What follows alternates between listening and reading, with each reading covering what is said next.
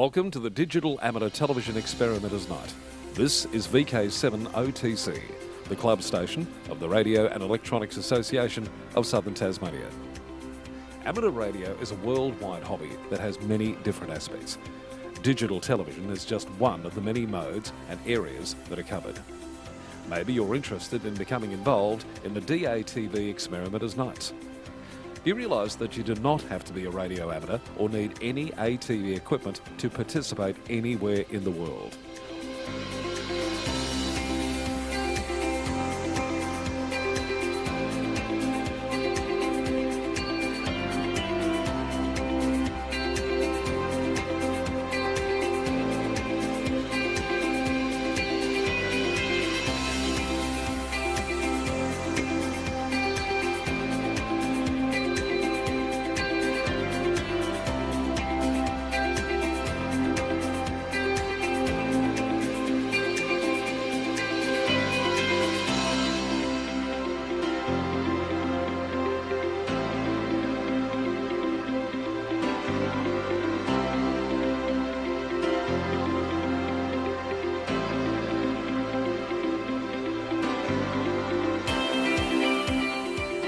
Also participate in the night by coming up to the Queen's Domain club rooms. Yes, right on top of the Queen's Domain in the heritage-listed Coast Wireless Station.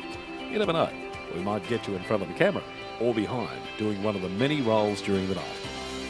We get underway with our program on a Wednesday night from 7:30 p.m. local time. We'll see you soon. This is VK7 OTC.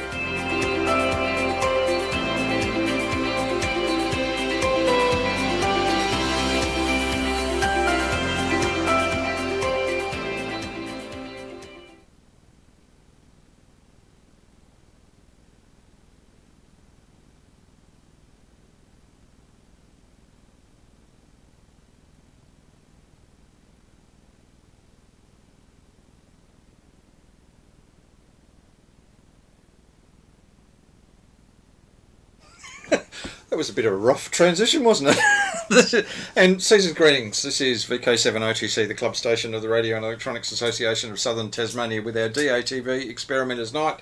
And I have Rex VK7MO in the studio with me. Hello, Rex. Hello, Justin. How you going? Good. How's your Christmas been? Playing with 3-year-olds and radio control monster trucks. Right. Yeah. Okay. Okay, well, that sounds very exciting. I'll just do Acknowledgement of Country in recognition of the deep history and culture of this island. We would like to acknowledge and pay our respects to all Tasmanian Aboriginal people, traditional owners of the land upon which we meet, the Muanina people. Now, and we're going out on YouTube streaming. Now, unfortunately, I haven't got R2 because I left the radio on last week and the batteries are flat. So, right. Common issue. But if you're watching on streaming, please let us know where you're coming in from. And if you've got any questions, please throw them in the chat and we'll attempt to answer them. Now, the reason Rex is here is you did an interesting experiment last night. That's right. There has been some discussion on some of the WSJT sites about what would be the best mode for auroral scatter. Okay. And Charlie, who is now DL3 Whiskey Delta Golf, had... He's moved to Germany? Yes. Oh, okay. Okay. His wife is German. Oh, that'd be why. Okay. I think they had to wait till he retired before that was possible, but he's now retired. Okay. He suggested, which made sense to me, that you use Q65 15 seconds and the C mode, which is the widest mode. Okay. Now, bearing in mind that auroral scatter, it is very random. It means you get Doppler. I've heard it on 6 metres. Yeah. So you can hardly even detect voice unless you know what they're saying. Yeah. And even CW is stuff like that. And it's really, really quick, sort of. Yeah. Yeah. So the likelihood that any digital mode, particularly with 64 tones, could all be separated out. With all that variation. But obviously, if you use a mode that keeps the tones as wide as possible, you've got a better chance. Okay. And if you use a shorter possible time, there's less likely that they will have actually moved during the time. Now, the Q6560C mode has 65 tones spread from, well, I start them at 700 and they go up to about 2,400. So it's the whole passband. More or less the whole passband. Okay. And you've got to hope that all this stuff doesn't push it outside that passband. Good point. And I don't know how you divide, 2,400 minus 700 is about 1,500 by 65. But if you, the tone spacings are, I think, might be 10 hertz or something. Yeah, okay. So, with all this rubbish going on, Yep. the chances that you're going to decode anything are probably unlikely. Now, I noticed a couple of days ago that the NOAA people were forecasting a small solar coronal mass ejection. Just think like that. Yeah. Event. For about 5 o'clock to 8 o'clock yesterday. Okay. And so I thought, well, I'll try and set up some people and just see what we can do. And there was a fair bit of mucking around to get everybody coordinated and doing the right thing. Yep. Basically, we set it up on me beaming direct to them and just using troposcatter and establishing everyone was on frequency. And then we started beaming south, and I asked them to just send a single tone because I thought that might show me something. Mm-hmm. I could see nothing. And then So could you see any of this variation on the waterfall? Nothing. Nothing. Absolutely nothing on the waterfall. Nothing. And this is 2 metres we're talking about. 2 metres. Yeah. Okay. So I then said, well, look, just transmit a message and we'll see. And immediately they decoded. And there's nothing on the waterfall. Nice. And you probably can't see this, but I know, we can put it on this is over about a 2-hour period. Where are we? We've got our close-up cam now. If we zoom in here a little bit. There we go. These are, you can see, we had a few QSOs, you know, he's sending a RO6 and a 73 and RR73. You've done the contact. Well, I think we had about 3 contacts, but most of the time we just set it to a particular thing and kept sending. Now, if you look, just it'll point to the frequency. Which is this column here. This column. This is the audio frequency. That's the audio frequency. You'll notice they're all different. Now, don't move down, just move up a little bit. See the 700?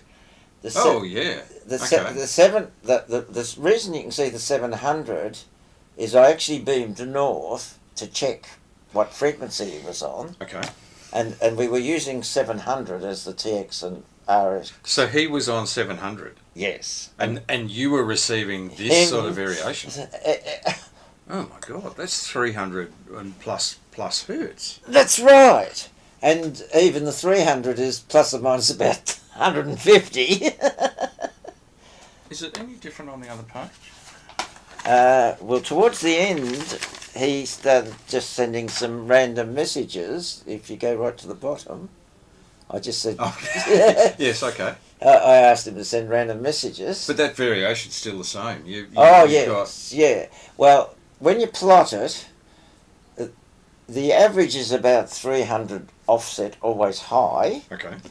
But a trend line through it shows that it actually went from about 350 hertz high to about 250 hertz high. Okay. So it was dropping off. But even an average of 300 hertz, when you do the sums, the fact that it's high means the aurora is moving towards us. Yeah. Okay.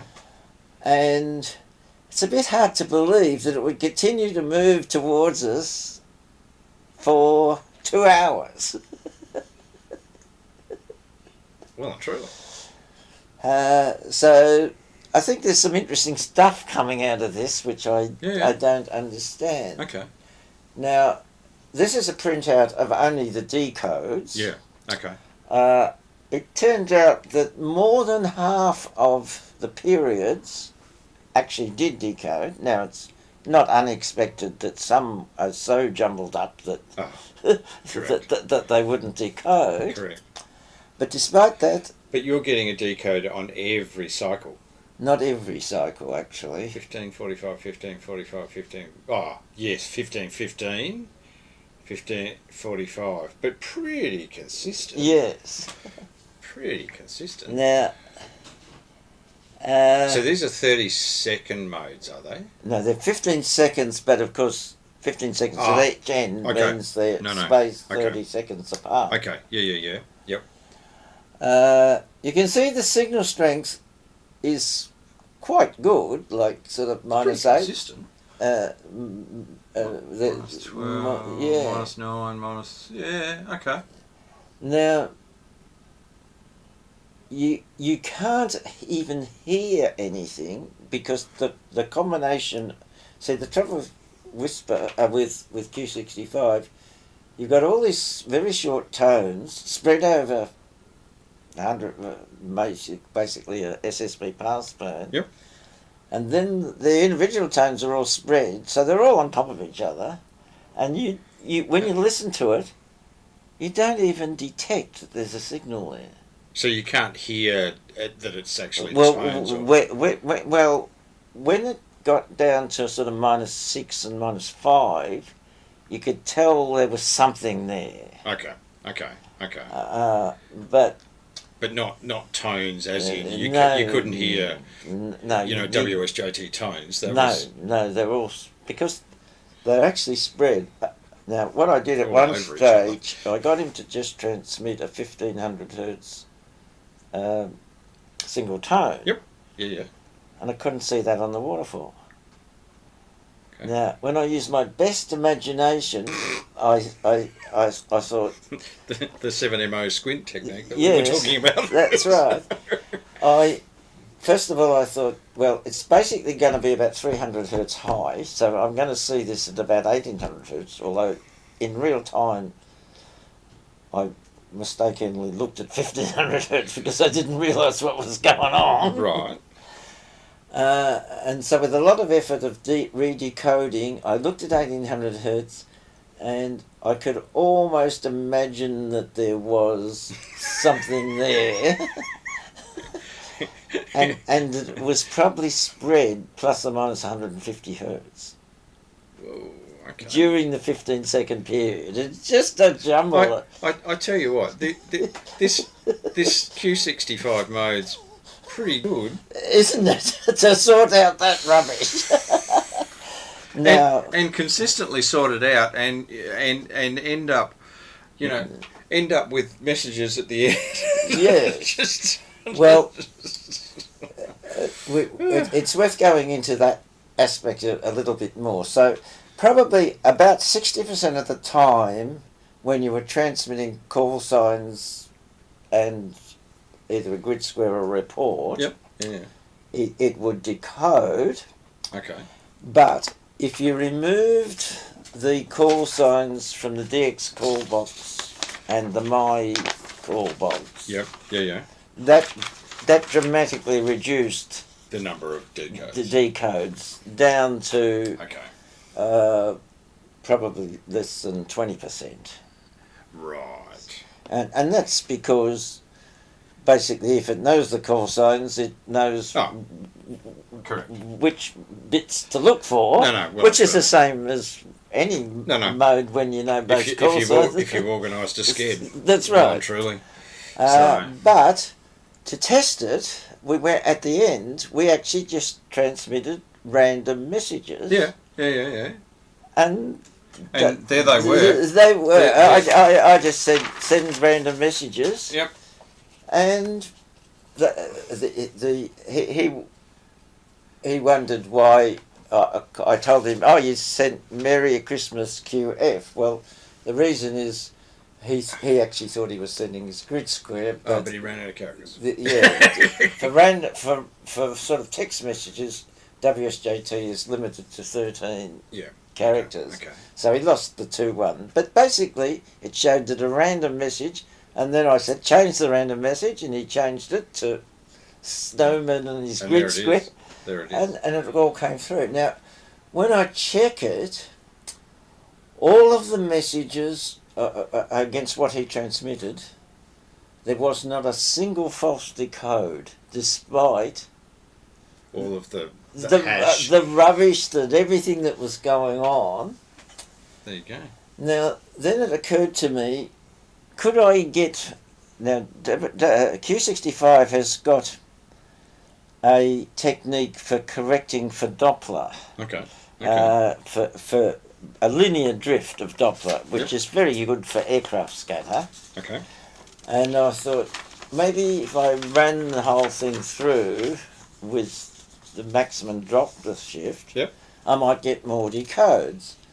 And I did just get marginally more. Instead of 127 decodes, instead of 124, I got 127, 3 more decodes. But one of them was a false decode. Oh, okay. So I don't think it's worth the risk of using the Doppler correction. Correct. You're just better off to accept this. And because you're using 15-second periods, you still have pretty rapid QSOs, even if only half the time it's decoding. Correct. Well, there you go. Well, you proved that Q6515C is the mode for auroral scatter. Yes. Put it that way. So you might be able to expand that knowledge base.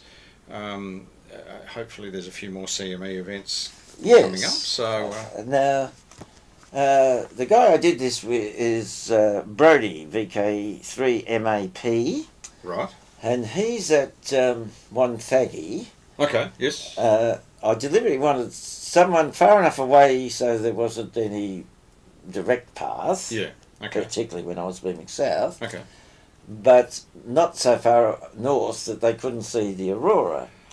Now, as it turns out, I've heard that Ron RM, apparently at lunchtime, brought a whole lot of pictures of the aurora that happened at the same time last night. A bit later, because I was doing this up to 8 o'clock and you wouldn't see aurora in the light sky. Okay. So it seems like it actually turned out to be a really good night for aurora. I have seen a whole bucket load of pictures on the Facebook and whatever else of what was going on last night. So yeah, it's pretty good. Whether I was just dead lucky. I think it was a good night to do it, Rex. Yes, put it that way. I think it was a very good night to do it. And once we'd done it for about 2 hours, we'd both had enough. Yeah. By the way, Brodie, all the time I'd call him up on the mobile phone and I could hear some little kids squeaking in the background. He's got a 9-month-old that he was looking after and changing nappies and so forth. So, you know. That's right. So what sort of power was he running? He was 100 watts to a pair of 8-element yagis stacked. Stacked. Okay. So pretty wide beam width. Yeah. And I was only running a single 10-element yagi. Yeah. Okay. Now I had set up 2 other stations to see how it would go with them. Yep. One is VK3DXE Alan, who's really into whisper and 2 meters and stuff like that.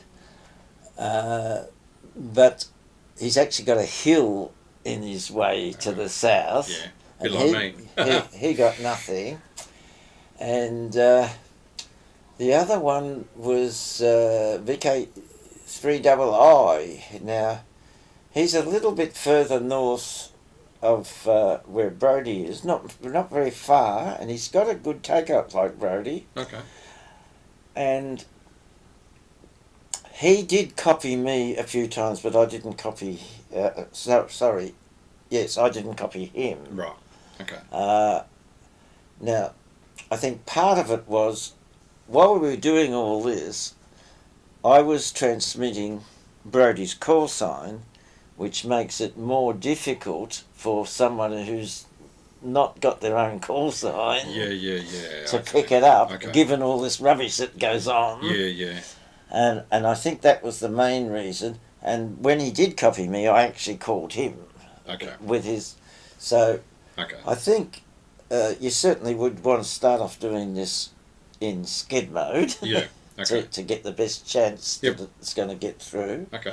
I mean, you're still transmitting unknown information in terms of a signal report, and that may, the original traditional definition of a QSO is you must identify both call signs, which Yep. we're doing, Yep. and send some unknown information, Which is the signal report. which is a signal report. Yep.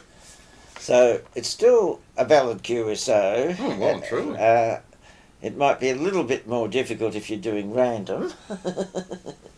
But if you stick with it, Yes, I think you ultimately, and once you truly. once you detect them, of Yep. course, then you click on them and it goes into your DX call box. Yep. And so you'll finish the QSO pretty quickly once Well you and truly. detect. And the reality is most VHF is done on skids anyway. Well and truly. Yeah. Well and truly.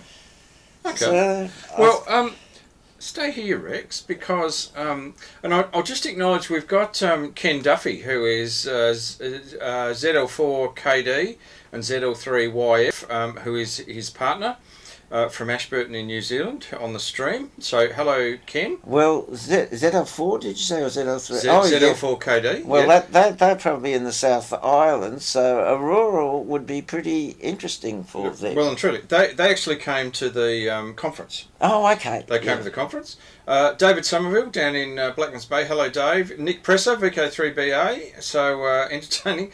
About 20 kilometres west of Geelong. So excellent. And did Rex lay his hands on the demo IC905 in November? I don't think so. Hero took it with him. Oh. Well, I did see it. Yes.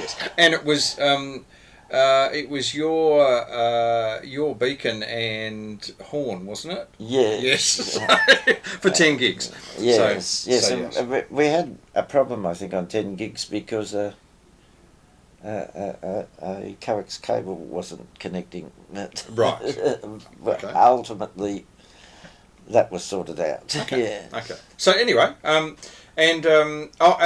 VK7NFI waves from across the river. Hello, Ollie, and also Ron VK7RM. So good stuff. Thanks for letting us know you're out there. Now.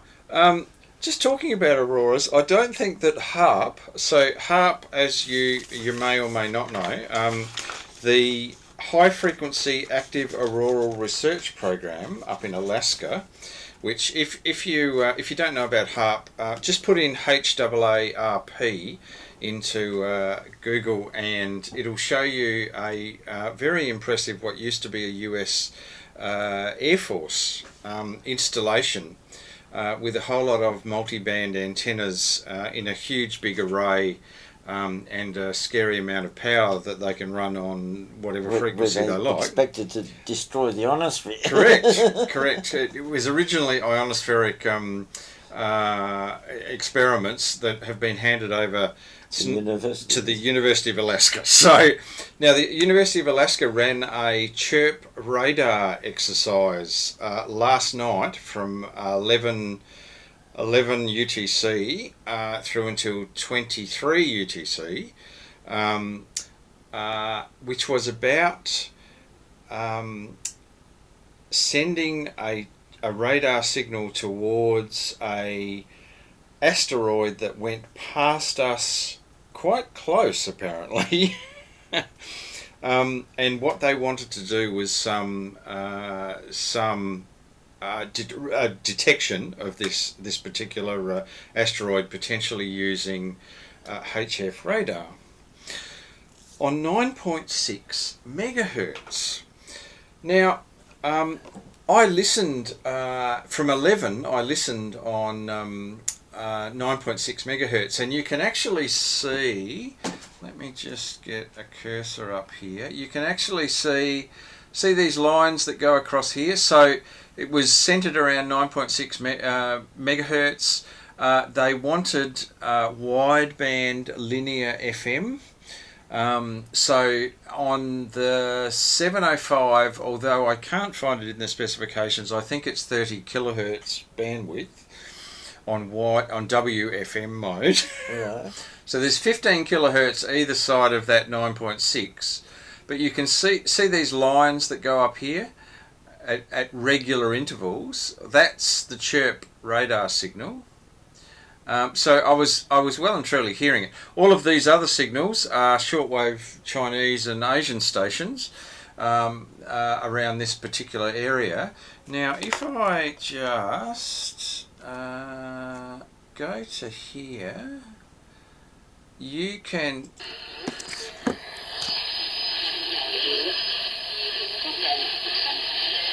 Now you can hear the station, but you can also see.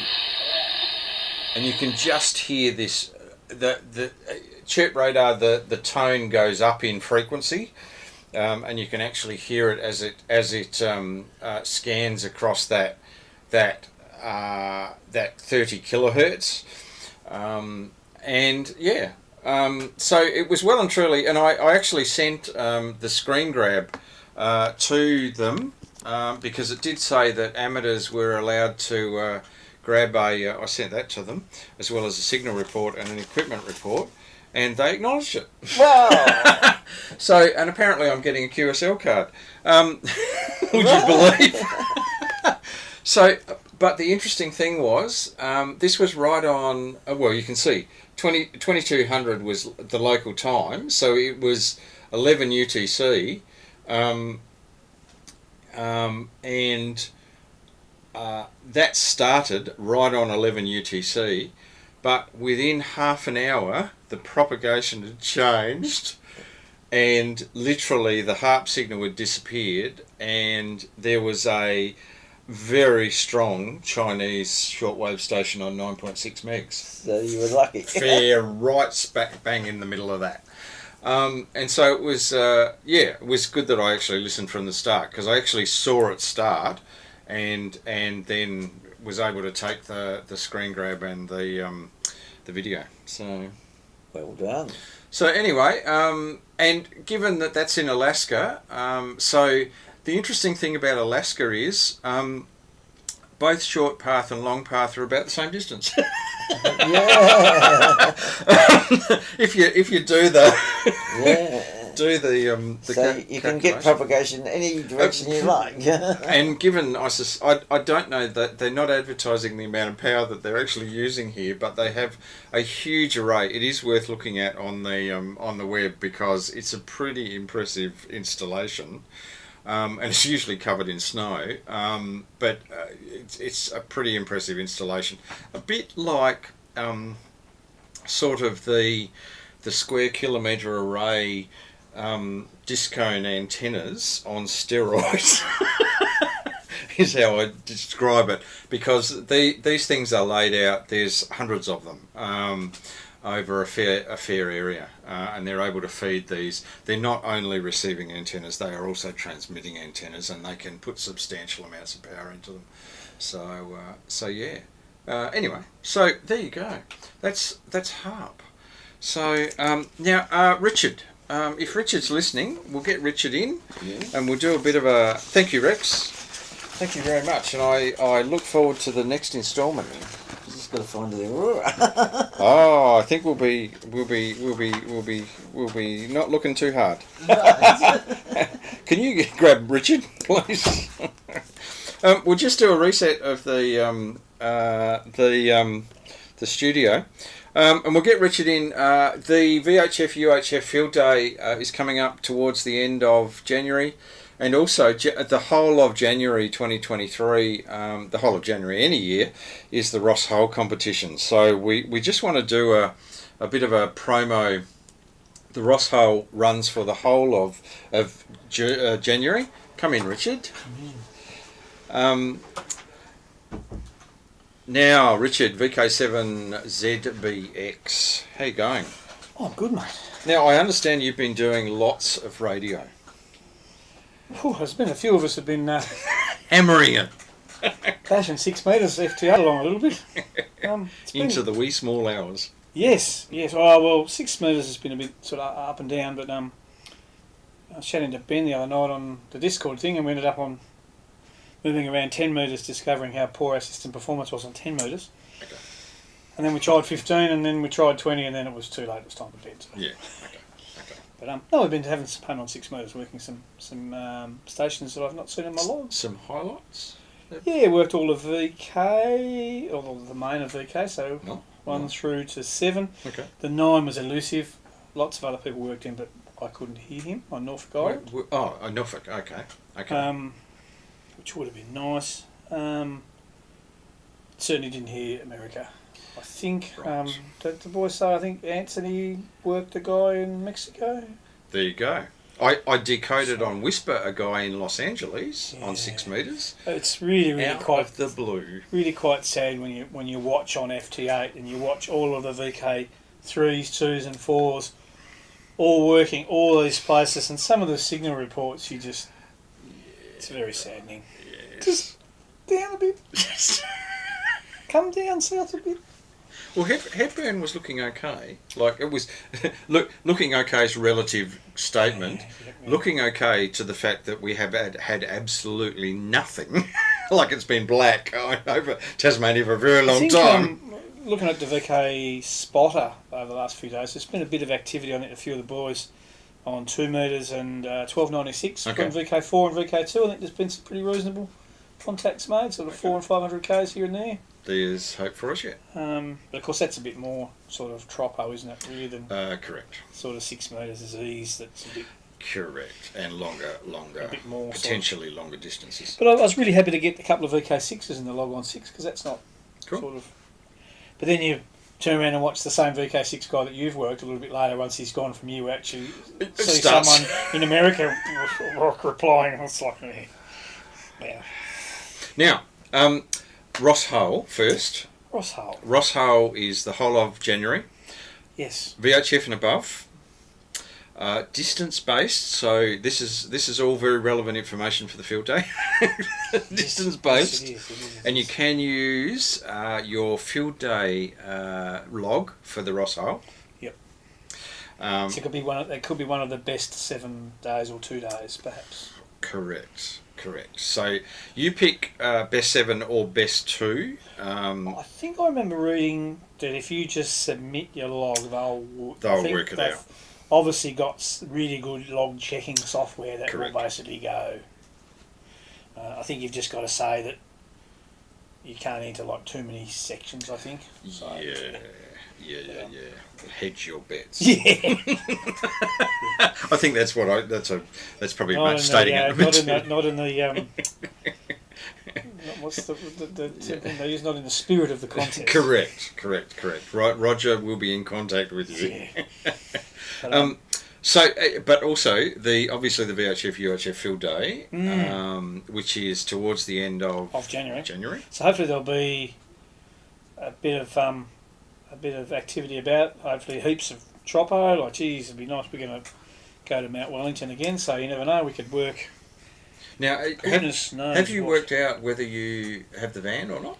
It appears at this point that we may not. Oh, okay. But as it's summer, Sad look, face. I think we can recover because I've done it before in the work truck. Okay, righto. Oh Actually, in our promo, there's a Yeah. picture of the work truck. So It's been because it's just got the utilised. lift up door, and if you have that so that it faces the mountain, Yep. you can park the thing on there and have the portable antennas. It's all quite civilised. Okay. But my compatriot likes being warm and likes being comfy. I know that because I have walked into the club rooms when he's been in here, the first one in, and started the air conditioner on 45 or something. Yeah. So when I did a winter field day from Mount Wellington once. Okay. And I knew it was going to be cold, and there was snow on the ground, and it was cold, but I just wore thermals and like fingerless gloves and had lots of like hot coffee. It was all sort of pretty fun. I was like, oh wow, it's really cold. So you're like, no, not really. Yeah, not really. Just, if you prepare for it. The same when you're bushwalking. If you prepare for it, you know, you get layers. So look, I think we'll definitely make something work up there. But cool. we're hoping to be up there. Hayden and I did it one year and nearly got sunburned. Just can't. Oh, Hobart and Mount Wellington and weather, eh? And yet in one of the summer ones are up there once we got blown away. It's like, certainly get blown away today. But no, look, so hopefully we're going to go up there and make as many contacts as we can. Hopefully, if the 6 metre sort of God smile on us. This is. Can I just say, this is the summer field day is the day where if you can find some elevation, and you have some directional antennas, you will probably more than likely. Work somebody, but work those longer distances. And because it's a distance-based competition, those longer distances are the ones that get you those big points. A 1296 or even a 6 metre contact into VK4 or VK2 or whatever gets you reasonable. Well, hopefully, we might be lucky. We'll take our obviously our 1296 gear, but we'll take our 2.4 and 3.4 and 10 gig gear. Yep. And look, we probably won't play too much digital from up there. Yep. But, you just never know. If other people are out and about and the conditions are right, if Mr. Hepburn looks nice, you just never know. No, well and truly. You just never know. So, well and truly. But I think the trick is, for that and for Ross Hull, I was going to try and hatch a cunning plan, Baldrick, for a couple of the Sunday morning callbacks, like the microwave net we have with Rex, the 23 centimetre, and then when we follow with our 9 centimetre net, that we could possibly even arrange a particular Sunday where we all finish that and then we all work on, 13 centimetres, 9 centimetres, 10 gigs, and 6.270 as well, And do I think do the band dance on a Sunday. On a VHF. And I think if we sort of maybe hatch that plan a couple of Sundays and just sort of see what people's thoughts are. Spot on. Just a good opportunity for people to sort of get ready for the field day. Just dust all the gear off, burn all the spiders out. Correct. Now, we've got Jim VK3ZAP on YouTube. Watch from the parents' place at Phillip Island. Oh, very nice. And travelling home to Yarra Valley tomorrow. We'll be listening on the Bass Hill and Olinda repeaters. Oh, very good, very good. Thank you. Thanks for calling in, Jim. Very good.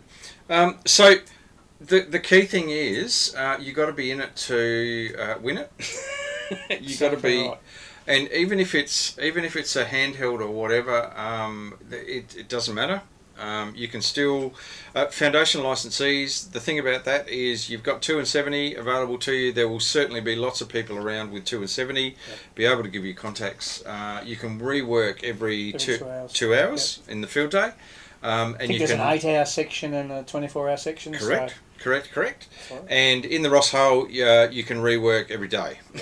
And the thing is, if you want to try and work people and make contacts every day of of January, go for it.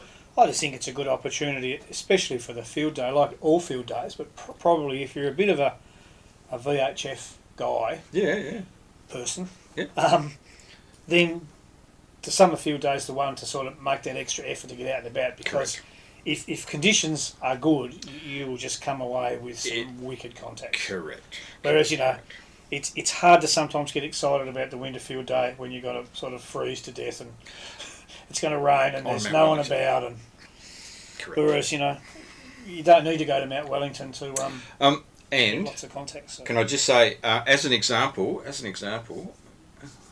sorry, I thought that was grease.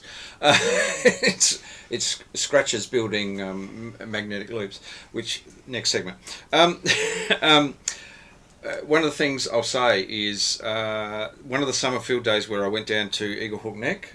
elevation at Eaglehawk Neck, I took a little video on my YouTube channel, which you can actually, when I walk around to show you the operating position, you can hear the VK4s come in on 6 metres. And so I didn't realise that at the time. I had worked them, and they were calling in. But when the conditions are right, conditions are right. And look, you know, you don't have to be as bananas as some of us and have big long antennas. Like I think the Moxon, like those 6 metre Moxons that Murray and I made, they just go so well, and for such a compact little antenna, you know. So if you don't want to put lots of aluminium up in the air, you know, it's well, I was thinking 2 metres and 70 centimetres. Have we tried 2 metres and 70 centimetre? Murray's really keen to build a 2 metre. He wants to build a couple of 2 metre Moxons. Yeah. To just have like vertically polarised, like have a pair of them. Yeah. One that way and one that way, or phase together, or just point at the mountain to have like, because you know when you have it, you can never have too many antennas for the number of N+1 radios. Correct. So sometimes it's like, I just need. It's probably N+2 for antennas, but anyway, yeah.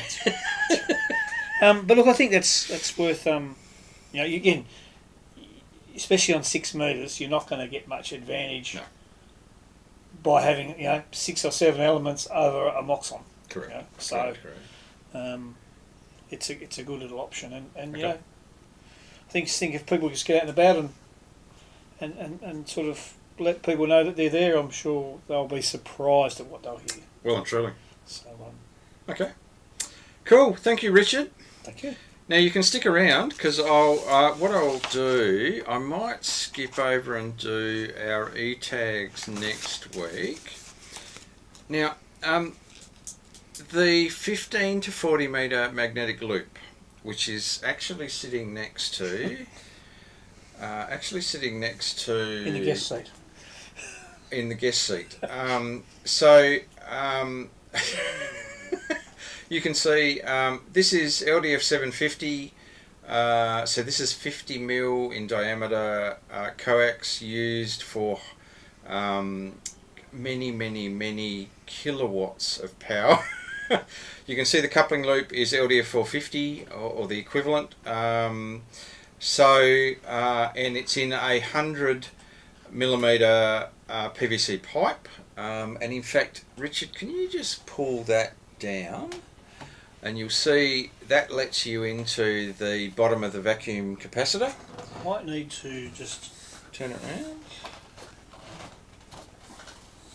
Looks a bit like a Dalek, doesn't it? A bit like that. Anyway, that's all right. That's all right. So you can just see the bottom of the vacuum capacitor there. Now I used VK3 CPU's wonderful website that actually enables you to put in a whole lot of the parameters, key parameters, and it gives you all of the. We'll come back. Oh no, hang on, wrong way. And come down. We can drop that back to where we need to be. I've had this on a couple of the our previous. So I won't bring it up on the screen. But VK3 CPU, if you put in VK3 CPU mag loop, you'll come up with this wonderful little spreadsheet, not spreadsheet, but anyway, app. That enables you to put in a whole lot of the, whole lot of the different parameters, size, diameter, and a whole lot of other bits and pieces. And what it does is give you frequency along the bottom, and then all of the parameters that change. And as you change these parameters here, all of these characteristics on the chart all change. So, given the size of the vacuum capacitor that I had, that's one of the key things that I have to put into this equation. Brilliant, yes. I came up with that's about 4 meters in circumference, and so about 1.26 meters across in diameter. And what that gives me for this particular material is 15, so coverage of 15 meters at the top end and 40 meters at the low end, and the full bit of 40 meters. In fact, it actually covers a little bit below that and a little bit above 15 metres, which is fantastic. In fact, let's go to here. Let me just, that was our HAARP. That's the bit that we're, now, okay. So, starting off with the loop, you can see, right, here we go. This is good. This is the start. So that's the LDF 750, all cleaned off. Unfortunately, it's full of the dielectric material, which of course, when you silver solder up the end, it just becomes well, number one, catches fire, and number two, if you don't seal up the bottom of it, it's all oozing out the bottom of it while you're trying to braze up the hole, which is all a bit scary.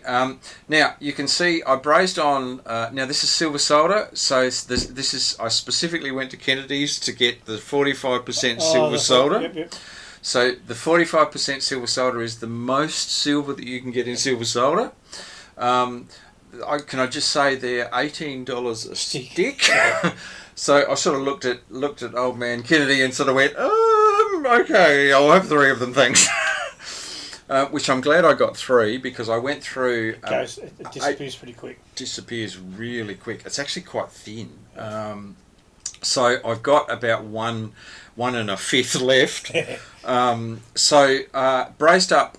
So these are copper. This is copper. I think it's 1.8 mil copper. Made up a little template, a little plan. So this goes all the way down to the bottom of the vacuum capacitor. This goes to the top of the cap of the vacuum capacitor. There is a plastic, your breadboard plastic. Teflon-y sort of. Teflon-y sort of. I don't think it's Teflon, but if it's Teflon, I wouldn't be doing that with it. So that gives it some structural strength, and that's big cable tied on there, so it holds it in position. We then go to the next, which I think stainless cable ties would be ideal for that. Well and true, actually, yeah. Okay, that's a good idea, and actually they'd probably last more outside too. Because they will fail at the most inopportune time. Yeah, and the thing I don't want these for the loop to rip apart the vacuum capacitor. So that's the vacuum capacitor actually mounted. So in the top cap and the bottom, so that's all cleaned off and mounted in there. That's just got a bolt that just clamps around the bottom of the capacitor. Correct. Yeah. Correct. That we get to through that hole. So, coupling loop. The coupling loop is the LDF 450. The coupling loop size is 1/5 of the diameter of the main loop. Okay. So that's 255 millimeters in diameter. That's the ratio. What else? Oh, okay. So there's a N-type connector that sticks out the back. And this is the little bit of coax that I came up with. This is actually 9913. It doesn't matter, but it's 9913, and I use that because it's got a solid center core. So that gets very carefully soldered into the bottom of there, and then we solder using the brazing torch out on the soldering iron, because you need an awful lot of heat. Actually, you can see it's melted over here. Awful lot of heat. That connects to either side of the outer of the coupling coil. Now, this shows you really high Q. That's at 10 megahertz, and I swept. So basically, I hand fed the vacuum capacitor on the NanoVNA. You'll find one of these is 22.8 or 9 megahertz is the top end, the very top end, and 6.8. I think it's 6.8 megs at the bottom end, so it's just below 40 meters and just above 15 meters. I don't think the 6 ended up in here, and it's all mounted in the 100mm PVC pipe to give it a bit of weatherproofing. And I love your idea about the the top to keep the weather out of the top of it. That's actually. And if you have a little, like a top hat section on it, Yep. it creates like a drip point. The water will run down and it'll drip off that away from everything. Excellent. Whereas if you have a flat plate, the water will tend to run along and it'll run along underneath. Yeah, and up So, under. yeah. So if you have a Actually, like that's a a hat, good point. yeah. Excellent idea. So I think that's it actually. That's great. So the thing that really impressed me was I built it all. I NanoVNA'd it literally this afternoon, like half an hour before I got here, and it was to exactly what. That's what this is all about, and that's why it's really nice when stuff works. If you build it as per the design, and it works, then you can sort of go, well, Okay. wow. I'm really happy with this. So when stuff doesn't work, So I've got a transition coupling from 100 mils to 50 mils coming on order. That gets me to the 50 mil pipe, which will then go into the rotator. So the next thing is the negotiation with the Minister for Home Affairs as to where it actually goes at home. So that's work in progress. I can see some paint being applied to that to try and camouflage. Oh, well and truly, bit of camo paint style there. So yeah, that's the 15 to 40 metre. Now, and the thing about it is such high Q, and you saw on the NanoVNA it was really, really narrow.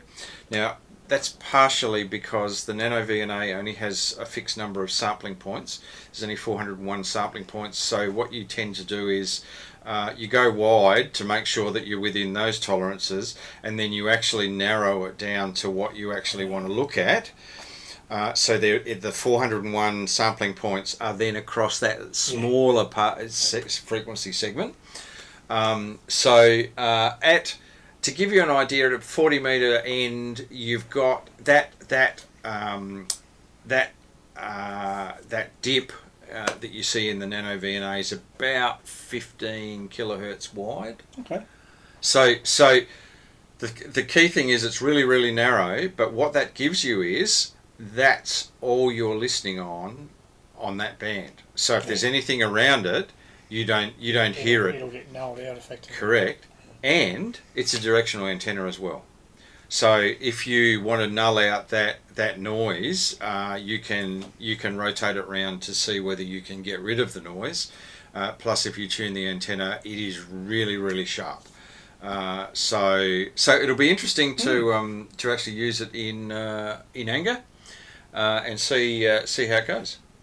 I look forward to hearing the results. So, and key thing, if you haven't got space at your place, have a think about a mag loop because a well-designed mag loop. It's a lot smaller than what I got on 40 metres. I'll give you a tip.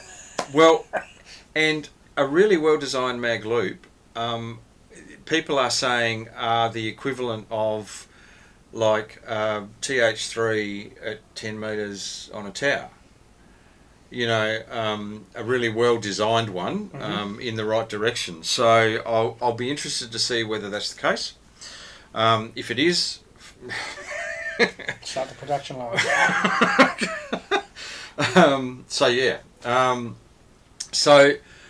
Watch this space. I'll give you regular updates as we go through other ATV nights, and that's a good segue. We are running ATV nights throughout January into the new year. In fact, this is the last show for 2022, and it's the 41st show in 2022 that we actually did, because I keep a little bit of a count here.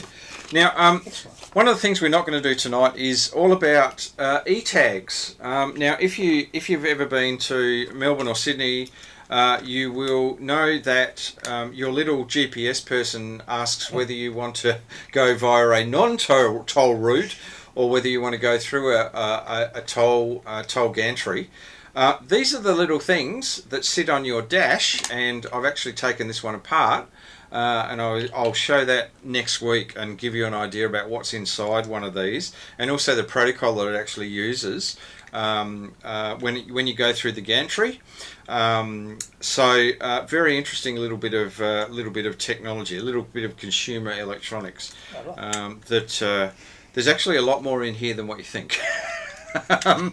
So anyway, that's and also next week we've got Tony VK7VKT and Clayton VK7ZCR coming on next week to give us a Sydney Hobart stuff. Correct. Yeah, They've been doing the radio monitoring and streaming services for the media that cover Sydney Hobart, which is absolutely fascinating. And in fact, Clayton, they were going to be on tonight, but Clayton basically had been out on the water and at the docks since midnight last night, and so he was going home to bed. So good on you, Clayton. But Tony and Clayton are here next week, so there you go. Anyway, that's our show for tonight, and we've got a whole lot of very interesting videos for our RF viewers. So we'll get underway with those. Thank you, Richard. Thank you, Justin. And we'll catch you next week. And Happy New Year to everybody. Correct, because it'll be 2023 when we come back. 73. 73.